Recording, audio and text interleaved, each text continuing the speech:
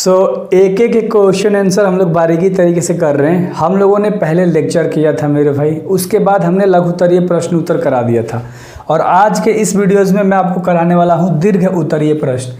एक चीज़ आपसे बोलूँगा, बिलीव रखो इस चैनल पे एंड आप हर वो चीज़ कंप्लीट कर दोगे। हर वो चीज़ की बात कर रहा हूँ जो तुम्हारे बोर्ड एग्जाम में आता है। अब इससे बाहर तो तुम्हें नहीं पढ़ना होगा और बेसिक लेवल से अगर तुम्हें पढ़ना है मेरे भाई, तो आज हम लोग पढ़ने वाले हैं दीर्घ उत्तरीय प्रश्न के बारे में। अगर मैं आपको ऊपर दिखा दूँ तो ऊपर आपको दिख रहा है 12 को क्या है लघुत्तरीय प्रश्न उत्तर था टोटल, वो मैंने करा दिया था। तो प्लेलिस्ट में जाओ आराम से, चैनल के अंदर प्लेलिस्ट एक सेक्शन होता है, उसके अंदर जाओ और आपको चैप्टर के अंदर चले जाना है एंड आप बेहतर तरीके से सारी चीज़ें कर पाओगे। इसमें आपका पहला सवाल कह रहा है और इसे ध्यान से समझिएगा मेरे भाई, ठीक है। पहला सवाल कह रहा है गृह निर्मित सूचक आप कैसे बनाएंगे, यानी घर में निर्मित सूचक है, गृह निर्मित कैसे आप बनाओगे। तो ध्यान से इसका उत्तर सुन लेना, बस आराम से समझ में आ जाएगा। सारी चीज़ें आप करते आ रहे हो चैप्टर्स के अकॉर्डिंग। आम्ल क्षार और लवण के बारे में है ना, इंडिकेटर यानी सूचक के बारे में हम लोग इसमें पढ़े हैं, विलयन के बारे में पढ़े हैं। तो उन सारी चीज़ों को हम लोग दिमाग में रखते हुए इस क्वेश्चन को समझने के लिए प्रयास करेंगे, बेसिकली याद हो जाएगा। अम्ल तथा भस्म कुछ रंजकों के रंग में परिवर्तन करने में सक्षम होते हैं। अम्ल भस्म कुछ ऐसे रंजक होते हैं जो रंग में परिवर्तन लाते हैं। समझ में आ गया होगा इतना। इनमें से एक रासायनिक सूचक लिटमस है। एक रासायनिक सूचक क्या है मेरे भाई, लिटमस है, जिसे थैलोफाइटा वर्ग के लाइकेन पौधे से निकाला जाता है ना। किस पौधे से निकाला जाता है, लाइकेन पौधे से, जो कलर में गुलाबी रंग का होता है उसे हम लोग उदासीन अर्क होता है। वो गुलाबी रंग का जो होता है वो उदासीन अर्क होता है, उदासीन का कलर गुलाबी पूछ रहा है, जो लाइकेन से निकाला जाता है। लिटमस अम्लीय विलयन में लाल रंग देता है। लिटमस अम्लीय की बात कर रहा है, अम्लीय कौन सा रंग देता है मेरे भाई, लाल रंग देता है। और क्षारीय विलयन में नीला रंग देता है। क्षारीय में कौन सा रंग देता है, नीला रंग देता है, तथा क्षारीय विलयन में नीला रंग देता है। फिर लिटमस पेपर के टुकड़े को लिटमस के अम्लीय तथा क्षारीय विलयन में डालकर सुखा लिया जाता है। किसमें, अम्लीय तथा क्षारीय विलयन में डाल के उसे सुखा लिया जाता है, जिससे नीला लिटमस प्राप्त होता है। नीला लिटमस पत्र तथा लाल लिटमस पत्र हमें प्राप्त होता है। नीला और लाल लिटमस प्राप्त होता है, याद रखना। हल्दी भी एक गृह निर्मित सूचक है, यानी कि हल्दी हम लोग के घर में बनता है, हम लोग उगाते हैं, उसका खेती करते हैं, तो वो भी एक क्या है, गृह निर्मित सूचक है। तो पूछ सकता है कि हल्दी क्या है, तो अच्छे से आपको याद होना चाहिए, ठीक है मेरे भाई। टोटल इसमें शायद 6 क्वेश्चन है, तो हम लोग बारीकी से इन सारे क्वेश्चंस को करेंगे। मैं ज़्यादा समय नहीं लूँगा आपका। मैं हमेशा बोलता हूँ ना कि जब आप पढ़ाई कर रहे हो तो आपका ध्यान बिल्कुल भी आपके पढ़ाई पे होना चाहिए। आप मेरे को 10 मिनट नहीं दे सकते, अभी दे सकते हो, आराम से दे सकते हो मेरे भाई। तो वही सारी चीज़ें हैं कि जब आपको पढ़ना है तो बेहतर तरीके से पढ़ाई करो, और गर्मी बहुत ज़्यादा है, बहुत हार्ड है। देखो प्राकृतिक सूचक क्या होती है, प्राकृतिक सूचक क्या होता है और इनसे अम्ल तथा भस्म की जाँच हम कैसे करते हैं, तो इस क्वेश्चन का आंसर हमें अच्छे तरीके से बतानी है। वैसे प्राकृतिक रंजक जिनका अम्ल तथा भस्म द्वारा रंग परिवर्तन होता है, क्या होता है, ऐसे प्राकृतिक रंजक होते हैं जिनका अम्ल तथा भस्म के द्वारा रंग में परिवर्तन होता है, उन्हें प्राकृतिक सूचक कहा जाता है। उन्हें क्या कहा जाता है, प्राकृतिक सूचक कहा जाता है। किसी विलयन में यदि नीला लिटमस पत्र लाल हो जाता है, अगर नीला से लाल हो जाता है तो विलयन क्या कहलाता है, अम्लीय। नीला से लाल होता है तो विलयन अम्लीय कहलाता है। और यदि लाल लिटमस पत्र नीला हो जाए, लाल नीला हो जाए, तो उससे हम लोग उस विलयन को हम लोग क्षारीय विलयन कहते हैं। तो बिल्कुल इतना आपको समझ में अच्छे से आ गया होगा।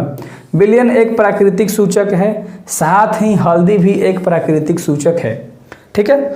तो एक क्लियर हो गया क्वेश्चन का आंसर। उम्मीद करता हूँ आप चाहो तो स्क्रीनशॉट ले सकते हो। मैं आगे चल रहा हूँ, वैसे ये PDF ग्रुप में आपका काम करेगा। तीसरा नंबर का सवाल है और इसे ध्यान से समझना। इसमें 3 चीज़ें पूछा है, अम्ल क्या होता है, भस्म क्या होता है और लवण क्या है। प्रत्येक का 2-2 उदाहरण भी हमें देना है। तो हम सबसे पहले अम्ल देख लेते हैं कि अम्ल क्या होता है, ठीक है। यह क्या है मेरे भाई, अम्ल है। अगर आपको साफ नहीं दिख रहा है तो देख लो। अम्ल वह पदार्थ है जिसका जलीय विलयन स्वाद में खट्टा होता है, यानी कि अम्ल क्या होता है, खट्टा होता है, जिसका स्वाद जलीय विलयन में क्या होता है, खट्टा। तो एक एक पॉइंट को याद रखोगे तो ऑब्जेक्टिव सब मार दोगे। धातु से अभिक्रिया कर हाइड्रोजन गैस मुक्त करता है, जैसे HCl, CH3, COOH, H2SO4 इत्यादि। ये सारे अम्ल हैं जो कि मुक्त होते हैं मेरे भाई, क्या कर, अभिक्रिया करके, है ना, धातु के साथ अभिक्रिया करके हाइड्रोजन गैस को मुक्त करते हैं, यानी हाइड्रोजन को सबसे किनारे रखते हैं, समझना वो अम्ल है। देखो हाइड्रोजन इसमें भी सबसे किनारे और इसमें भी सबसे किनारे कर दिया, ठीक है। तो इन्हीं सब को मिलाकर दो हमने एग्जाम्पल बना दिया। पहला एग्जाम्पल यहाँ है और दूसरा एग्जाम्पल यानी उदाहरण यहाँ है। तो याद रखना मेरे भाई, यह क्या है, एग्जाम्पल है। उम्मीद करता हूँ कि अच्छे से ये सवाल समझ में आ गया होगा कि अम्ल क्या होता है। इसमें हमें भस्म भी बताना है और लवण भी बताना है। तो सबसे पहले हम लोग भस्म को देखते हैं कि भस्म क्या होता है। ठीक है, किसे देखते हैं, भस्म को देखते हैं। भस्म वह पदार्थ है जिसका जलीय विलयन स्वाद में कड़वा होता है। भस्म एक ऐसा पदार्थ है जिसका जलीय विलयन क्या होता है, कड़वा होता है। अम्लों को उदासीन कर लवण बनाता है है ना। अम्ल को उदासीन कर देगा तो क्या बना देगा, लवण बना देगा। भस्म जल में घुलकर हाइड्रो ऑक्साइड, जिसको OH निगेटिव बोलते हैं, माइनस है ना, माइनस भी या निगेटिव, ठीक है, आयन देता है। क्या देता है, OH निगेटिव देता है। जैसे NaOH, KOH, NH4 और NH4 है ना, क्या मेरे भाई, NH4OH, याद रख लेना, इस तरह से लिखना, इस तरह से नहीं, ठीक है। तो यहाँ पर दो एग्जाम्पल है, एक यहाँ एग्जाम्पल है और एक यहाँ पर एग्जाम्पल है। तो चीज़ें बिल्कुल क्लियर तरीके से आपको पता चल गई कि सबसे लास्ट में हमें क्या देता है। देख लो यहाँ पर चीज़ें लिख रखी हैं। तो ये हाइड्रोक्साइड जो होता है लास्ट में देता है। चलो अगले सवाल के ऊपर बात करते हैं। इस तरह से ट्रिक से भी याद रख सकते हो कि ये भस्म क्या होता है, लवण क्या होता है और अम्ल क्या होता है।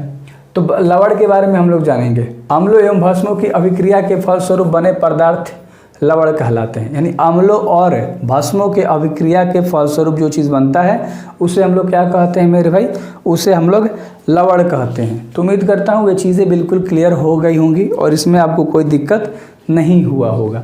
इसमें एग्जाम्पल्स में NaCl, NaHSO4, Na2SO4, Na2PO4, Ac4, तो ये सारी चीज़ें, CuSO4 और NH4Cl इत्यादि, ये सब लवण है। मैं थोड़ा फास्ट बोल के आपके टाइम को सेव कर रहा हूँ ताकि आपका ज़्यादा समय बर्बाद ना हो, क्योंकि आप क्वेश्चन आंसर लिखने के लिए आए हो, कॉपी पे शायद आप लिख रहे हो या देख रहे हो, तो वही सारी चीज़ें यार कि समय नहीं बर्बाद करनी है, ठीक है। अगले सवाल के ऊपर बात करते हैं। लवण किसे कहते हैं, दो अम्लीय तथा दो सामान्य लवणों के नाम लिखना है। देखो इसका आंसर क्या होगा, अम्ल एवं भस्मों की अभिक्रिया के फलस्वरूप बने पदार्थ हमारे लवण कहलाते हैं। यानी अम्ल से और भस्म से जो चीज़ बनेगा अभिक्रिया करके, वही हमारा क्या कहलाता है, लवण कहलाता है। और उम्मीद करता हूँ कि अच्छे से वो चीज़ें समझ में आ गई होंगी।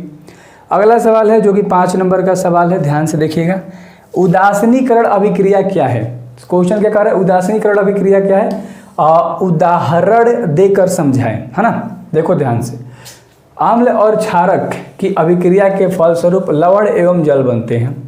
इस अभिक्रिया को उदासीनीकरण अभिक्रिया बोलते हैं। अम्ल और क्षारक के साथ अभिक्रिया करेगा, और पीछे हम लोगों ने क्या जाना था, अम्ल और भस्म के साथ अभिक्रिया करेगा, और उससे पीछे पढ़ा था अम्ल और क्षार के साथ अभिक्रिया करेगा।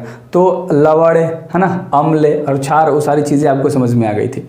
उदासीनीकरण क्या होता है, अम्ल और क्षारक के साथ जब अभिक्रिया करेगा तो उसे उदासीनीकरण कहते हैं। उदाहरण में यहाँ पर NaOH है ना, HCl, NaCl और H2SO4।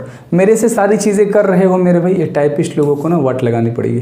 H2O ऐसे भी लिखो मेरे भाई, कोई दिक्कत नहीं। चलो तो इस सब में जो 2 है यहाँ पर 2 कर लेना है ना, यहाँ पर भी 2 हो जाएगा। थोड़ा सा मिस्टेक है, टाइपिंग वाले ने किया है। चलो यहाँ पर बाकी सब ठीक है, तो थोड़ी सी मिस्टेक थी एक क्वेश्चन में, मैंने आपको सुधार के दे दिया।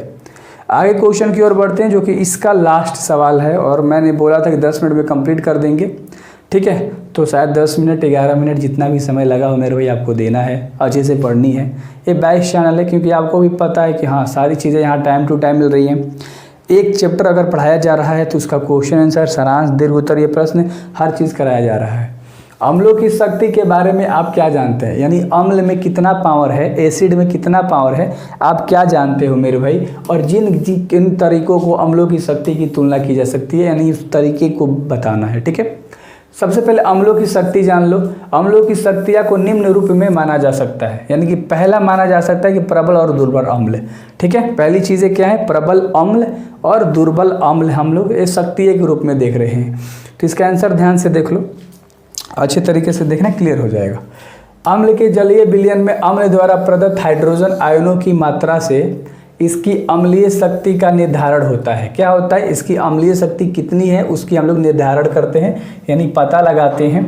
वे अम्ल जो जल में घुलकर लगभग पूर्णतः आयनित होकर हाइड्रोजन आयन यानी H पॉजिटिव प्रदान करते हैं तो प्रबल अम्ल कहलाते हैं। याद रखना, H पॉजिटिव जब देगा तो प्रबल अम्ल कहलाएगा। उदाहरण के लिए समझो ये क्या है, उदाहरण के लिए मैं आपको चीज़ें यहाँ पर बता रहा हूँ। हाइड्रोक्लोरिक अम्ल जिसको HCl बोलते हैं, नाइट्रिक अम्ल जिसको NHO3 बोलते हैं, है ना, 3 नीचे होगा। चलो उसके बाद क्या है, सल्फ्यूरिक अम्ल, है ना, क्या है H2SO4, इस तरह से नहीं मेरे भाई, H2SO4, थोड़ा सा मेरे को माफ़ करना, है ना, अच्छे तरीके से लिखना, मैं बात कर लूँगा टाइपिस्ट लोगों से, तो मैंने नहीं करा है। घुलकर सिर्फ आंशिक रूप में आयनित होते हैं, पूर्णतः नहीं दुर्बल अम्ल कहलाते हैं। उदाहरण के लिए कार्बोनिक अम्ल, है ना, उसको बोलते हैं H2CO3, इसको ऐसे लिखना है H2CO3, और एक होता है मेरे भाई क्या, CH3OOH, जिसको हम बोलते हैं एसिटिक अम्ल। ठीक है, तो बिल्कुल क्लियर है, सारी चीज़ें मैंने अच्छे से लिख के बता दी। उम्मीद करता हूँ कि आपको ये क्वेश्चन भी समझ में आ गया होगा, इसमें कुछ भी नहीं था और आगे नहीं है।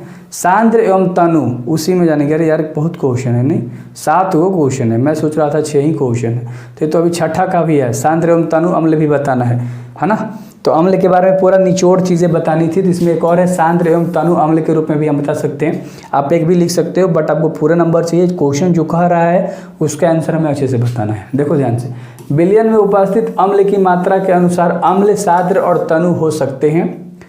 जब विलयन में अम्ल की अपेक्षा मात्रा उपस्थित रहती है तो उसे हम लोग सांद्र विलयन कहते हैं। क्या कह रहा है, विलयन में अम्ल की अपेक्षा मात्रा उपस्थित होती है, यानी कि जितना चाहिए उतना मात्रा है ना, तो उसे हम लोग विलयन कहते हैं।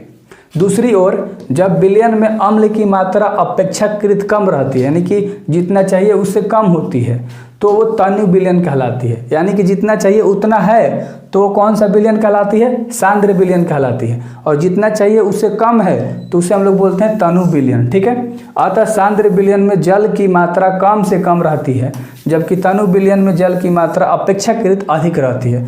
तो अच्छे से याद रखना, हमने क्या कहा कि सांद्र विलयन में जल की मात्रा कम से कम रहती है और तनु विलयन में जल की मात्रा ज़्यादा से अपेक्षाकृत से अधिक रहती है। तो ये कॉन्सेप्ट आपको पता होना चाहिए। और अगले सवाल के ऊपर हम लोग बढ़ते हैं, जो कि 7 नंबर का सवाल है, और ये आपका ख़त्म हो जाएगा। बस इतनी ही चीज़ें हैं।